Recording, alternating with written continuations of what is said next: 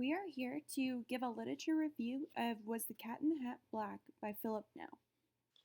So the book is organized with an introduction and then 5 chapters that describe how racism is still subtly and sometimes not so subtly present in children's literature. Then he ends with a conclusion that offers ways to take action in opposing the continued racism that he describes. Within the introduction, Nell does a great job explaining why he is writing the book along with his goals and thesis. Essentially, his thesis is that racist ideologies persist in children's literature, often in ways that people fail to notice on a conscious level. He then lays out several goals. One is to make people aware of these subtleties, especially the subtleties within the publishing industry. Two, he wants to recognize and highlight how whiteness's unmarked status continues these structures. And three, he hopes to point out hidden racism to those who are privileged not to see it, and those that have become numb to it. So finally, along with all these goals, he hopes to get people thinking critically and to have them take action on opposing the structures that maintain the racism in literature that he describes. Chapter 1 is titled The Strange Career of the Cat in the Hat. First, he looks at the inspiration for the Cat in the Hat, particularly minstrel characters and one that's special to Dr. Seuss called Zip Coon, who we'll look at in just a moment. Also, there was an African American secretary with white gloves who Dr. Seuss saw and then shortly thereafter created the character, and she wore white gloves, which is a fashion choice, but more of a people of color need to wear these white gloves. We need some space and so that we're not touching them directly. And the Cat in the Hat also has white gloves. And these are just resurfacing examples of early 20th century forms of racism that are just consistently influencing Dr. Seuss whether he realizes it or not. He also takes some time to look at Seuss, who transitioned over his career from being outright to subtly racist. So at the beginning of his career, he said, wrote, and drew things that were just terrible to look at. But for his time, he just said, this is the norm. Over time, though, his political cartoons started to depict injustices against African Americans and Jews, and still consistently stereotyped some groups, though, like the Japanese. And while his African American and Jewish depictions were more positive, there were still lots of more nostalgic kinds of depictions. And in this case, you can see the side-by-side comparison of the Cat in the Hat with Zip Coon. You have the hat, you have the bow tie. Zip Coon in this image doesn't have gloves, but gloves like most minstrel characters, and they're just very exaggerated features, long arms, long legs, just odd looking and just supposed to be funny, but based off of these terrible stereotypes about African Americans. Chapter 2 is titled How to Read Uncomfortably. This chapter is super interesting and really helps one self reflect on some of the literature and different media that people grow up with. So, in this chapter, Nell talks about 4 popular books that have been bowdlerized: The Adventures of Huckleberry Finn, Charlie and the Chocolate Factory, Mary Poppins, and Dr. Dolittle. He chooses these because their originals have obvious forms of racism in them and have since been edited for young audiences. Nell warns against this and says that educators should stop teaching censored works and instead use the originals to spark critical conversation. Those that oppose Nell's opinion are advocating for children's innocence. However, Nell argues that children in a classroom can learn the ways that racism is reinforced, and children who are offended can learn to feel anger and direct it in a positive way for change. So either way, these would make for productive lessons for students to become critical readers and thinkers. So the original Charlie and the Chocolate Factory from 1964 featured the Oompa Loompas as African pygmies. They are described as a tribe living in thick jungles, assumed to be Africans living in Africa.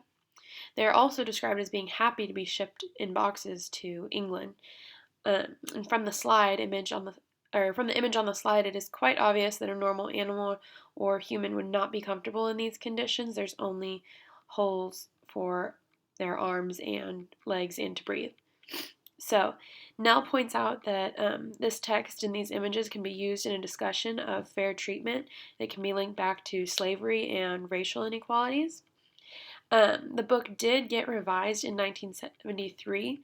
A version was published with the Oompa Loompas as small white people from Loompaland. This softens the reality of the text, which Nell actually warns against doing. But it's significant to note that even despite the changes, the book does not remove the tones of unfair treatment, as they're still being shipped to work in a factory for um, Willy Wonka. So, Chapter 3 is titled Whiteness, Nostalgia, and Fantastic Flying Books. Nell uses Fantastic Flying Books of Mr. Morris Lesmore by William Joyce as an exemplar of common problems found in children's literature. Essentially, this book is about a man who loses all his books during a hurricane, presumably Hurricane Katrina, and tries to work to find them all and build his library back. But the most interesting part about this is that he has no substantial minority characters. There's a few in the background, maybe, but no one of note. And all of the books in this man's library are all exclusively by and about white authors and white people. And even though this book and all its other forms won many awards, there's still these major problems, mostly known as racial innocence, racial absence, or the Woody Allen blues. So authors think that if they do not include minority characters, then their works are not racist. They say, I just don't know about that experience, I'm just not as knowledgeable on it, I'm going to write about my life. But since so many are doing that, then it just doesn't really work. And you can also see some Woody Allen movies which are about the 1920s and 30s, both of which include amazing minority stories that should be included in the very least. Here's the cover of the book, and you can see Mr. Morris Lesmore. And in this particular clip, Mr. Morris Lesmore is telling all these people that are coming in talking to him about his library that everybody's story matters. But does it, since none of the books in the library include any authors of color? So this statement really doesn't ring true in the context of this book.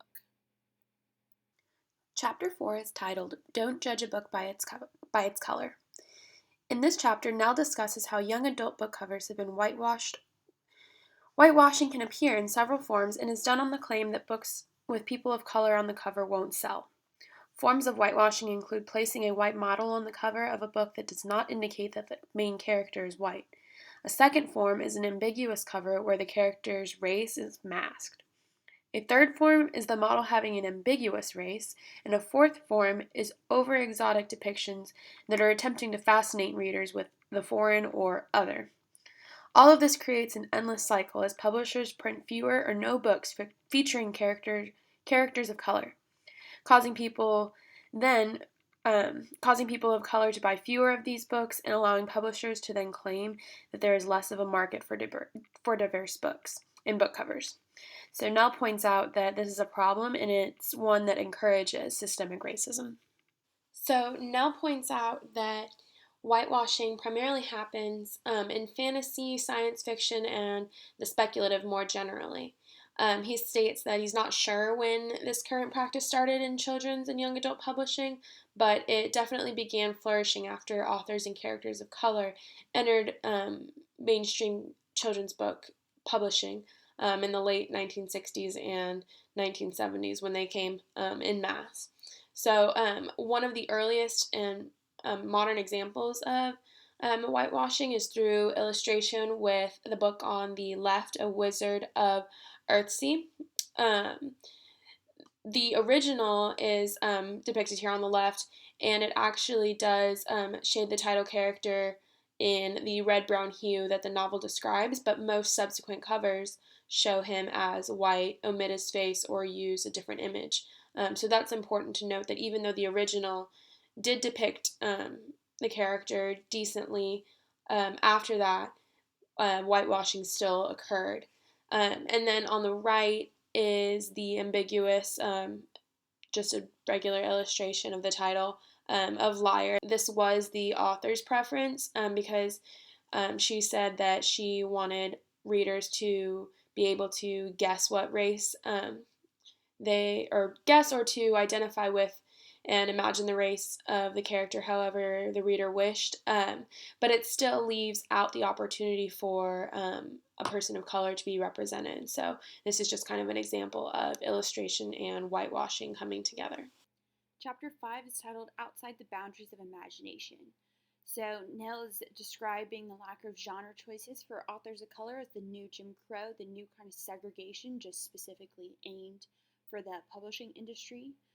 Publishing employees must pay high amounts for certification in the thousands of dollars and need to have connections with publishing executives, which most people don't have to begin with, but especially not people of color, because they have been systematically segregated into areas that have no money and aren't really reaching out of those communities and making connections. And so this is just out of the realm of possibility for many, which is unfortunate. Publishers also supposedly have quotas for authors of color, so say they only need 3 Asian Americans to write a book about a dystopian future. After that, they lose complete interest in any others. Most authors are told to stick to historical fiction, nonfiction, and realism, and they say that people of color will only buy books in those aforementioned genres, and white people only want to read books by white people and about white people. And this is rooted in the idea that few people of color are interested in buying books because they have low literacy. So, since they're not going to buy books anyway, why include them?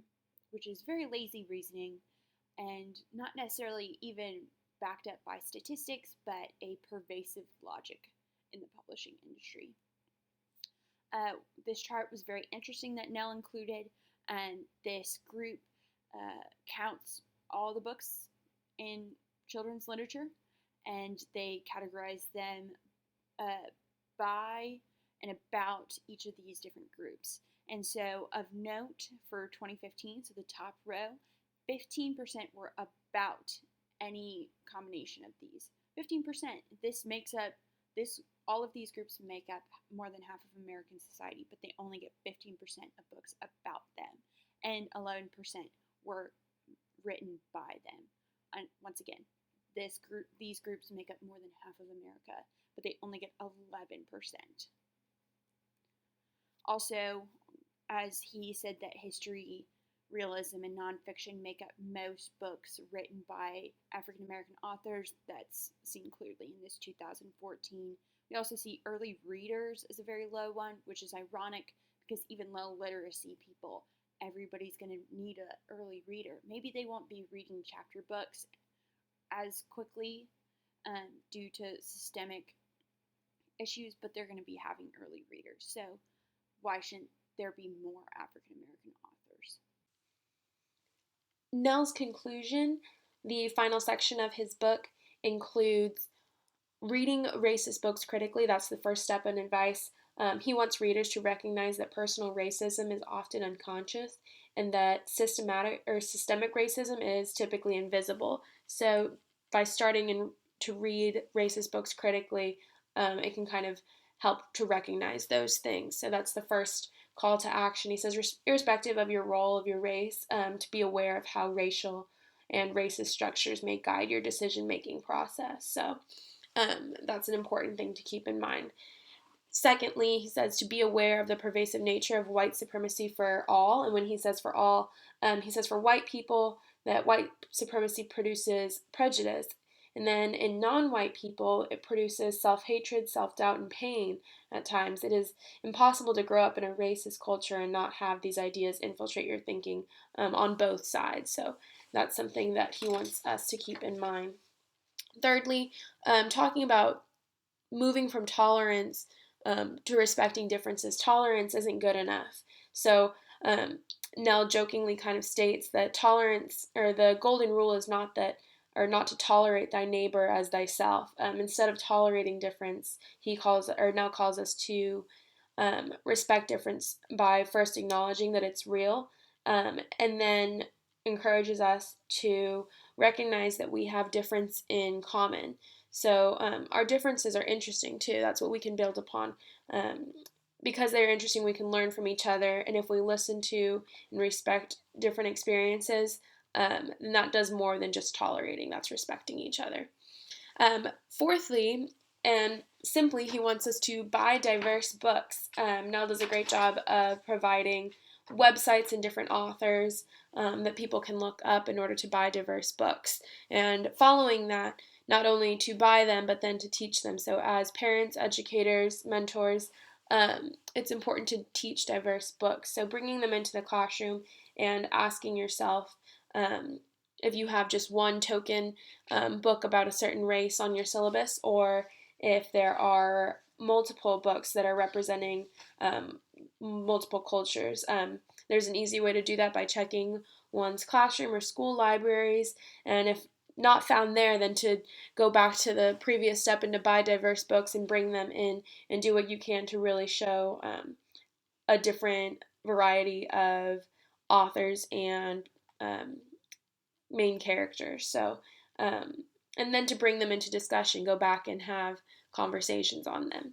Finally, he encourages everyone to publish diverse books, and that doesn't mean that each individual has to publish a book, but to raise consciousness among editors, agents, and others in the publishing industry. That's a great way to start. In chapter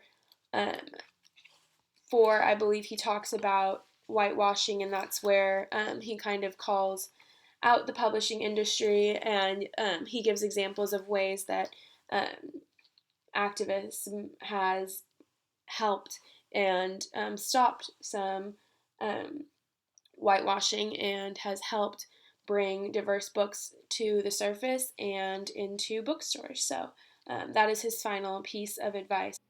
While we really enjoyed the book as a whole, we did still have a couple thoughts or critiques, a couple of which were some questions that remain unanswered. So, what age should these conversations about these books begin?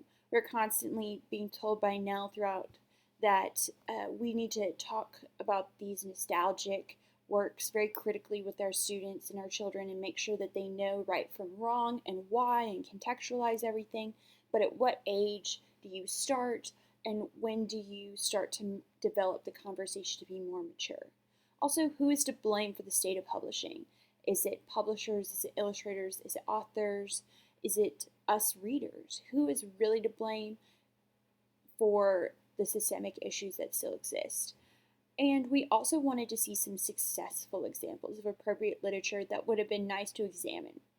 Particularly regarding the young adult book covers, we saw plenty of examples of just terrible mistakes, but we wanted to see some that we should model ourselves after, or books that we should look for, or similar ones that we could find. So Nell's novel, The Cat in the Hat, Was the Cat in the Hat Black, connects to a large amount of our course's content. One of the big connections is between Peggy McIntosh's white privilege unpacking the invisible knapsack. She goes into a detailed list of the advantages of being white that often go unnoticed. She lists about 50 different advantages. She recognizes that with these privileges comes responsibility to describe how white privilege can be lessened or ended. She does this, and Nell does this. They admit that when it comes to publishing, that norms affirm whiteness as the majority. Both also discuss ways to be more conscious if one is white, and both admit that racism is viewed in different ways. Luckily, they both encourage readers to read and absorb life more critically and in a way to be better members of society. So, although they are listing all of these ways that white privilege has kind of negatively affected the minds of white people, even unconsciously, they kind of want to raise awareness of it and then have people act out on how they can be better at getting rid of these subtle tones of racism. Next, Travis J. Albertson's Educating Our Own, the historical legacy of HBCUs and their relevance for educating a new generation of leaders. It also connects back to Nell's claims. Nell recognizes that publishers have assumptions both about their readers and about their authors. So, publishers assume Black children will only want to read from specific genres, and some publishers assume that um, Black authors are not writing well enough or um, relatably enough in certain genres. So um, this kind of reinforces Albertson's point that there are practices that deem Black men and women incapable of succeeding. In this case, or in his case that he describes, of succeeding as learners because of the belief that their race made them inferior and unable to appreciate the benefits of post secondary education. Some ways that Was the Cat in the Hat Black can be applied to an elementary school classroom are through discussions on promoting self reflection. The book can encourage anti bullying conversations. It's a great way to point out that we all have our differences, but making fun of another person's differences and putting them down is not a way to raise oneself up. The quote here on this slide is especially great for these conversations because no one wants to be emotionally unhealthy, so it prompts one to pause and self-evaluate, as Nell's book encourages people to do. Secondly, when reading critically, when racist literature is brought into the classroom, conversations about how to deal with emotions of anger, guilt, and uncomfortableness can all be discussed. It's a great way to bring socio-emotional learning to the classroom as you talk about how anger can be um, directed in a productive way. Lastly, the book is a great reminder to just diversify your curriculum, have different diverse books in your syllabus.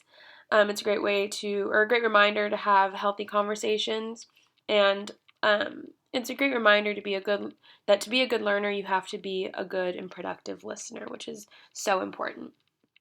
The applications to the classroom, particularly for high school, definitely correspond with a lot of his calls to action, but in particular, we wanted to explicitly state that explaining the impact of people of color in all subject areas is so critical, whether that be looking at scientists of all races, of all genders, but just making sure that it's an inclusive environment so that students know that you don't just have to be a white man to be able to succeed.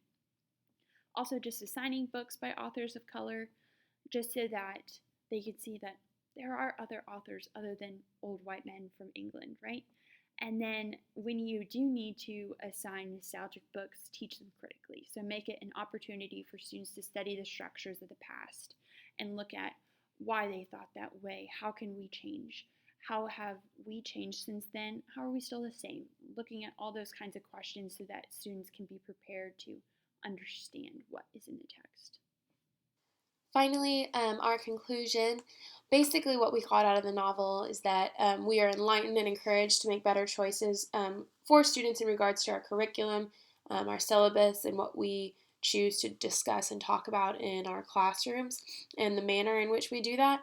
It makes us more self conscious as we're presenting this stuff and forming young minds because children K through 12th grade and beyond are still kind of becoming and discovering themselves. So this book definitely has inspired us and enlightened us to be critical thinkers and make good choices that can improve our communities. So, secondly, American society is actively working toward inclusivity, which is aided by Nell's book. Hopefully, this book is a kickstart to um, raising awareness of different ways that structural racism can be ended. After reading this, it gave us a good amount of hope that people are beginning to find ways to bring things into or topics into conversation that can bring us more together. Not by saying that we're all the same, but by embracing each other's differences. So both of us definitely recommend the book and are glad we read it and recommend that anybody who is curious about how they can grow and expand their thinking and how they kind of see life through their own eyes and through the eyes of someone else. Anyone that's curious about any of that should definitely read this book. So